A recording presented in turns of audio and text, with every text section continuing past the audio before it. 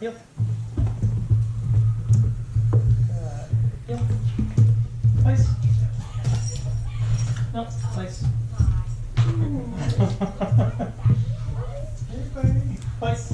So, I know I didn't give you a whole lot of time before we scooted it on in, but do you guys have any initial questions about anything we kind of read or went over? You guys ready for some extra fun stuff? This way, you're a little bit more fluent with the remote, so it's easier to have the remote in a hand, the leash in a hand, and the stroller in the other hand. Because as you get better and better, it can be leash, remote, one hand. You don't need two hands for the leash anymore, and you've got one hand to work the stroller. Now, I know 2 weeks can seem like a long time to not have Griffin, and we might struggle a little bit with remembering some of his before, but compared to how his walks used to be, what do you guys think so far? He's actually next to me. Heel. Yeah. And like normally he'd be like perked up and much farther ahead of me. But never look at me.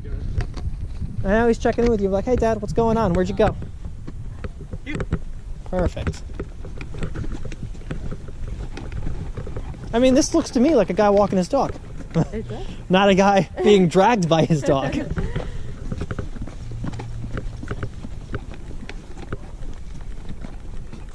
Awesome.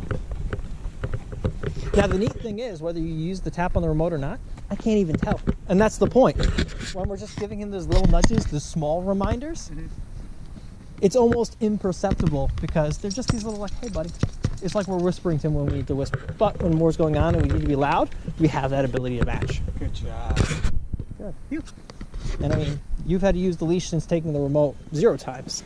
He's got it. The rule of thumb with the leash is it should basically be loose, just like the remote. Pressure only means you need to make a change. So if he's doing the right thing, he shouldn't feel any pressure at all. And the way I like to think about the remote is I want the remote to turn on before the leash turns on. Just like in the beginning when I was working with the remote, I always want to be the one to make the leash tight before he makes the leash tight. You ready for it? Good.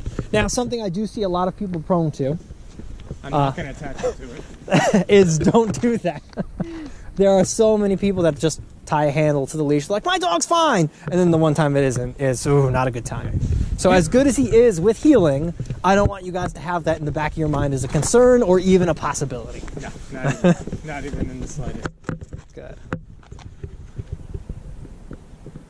Heel.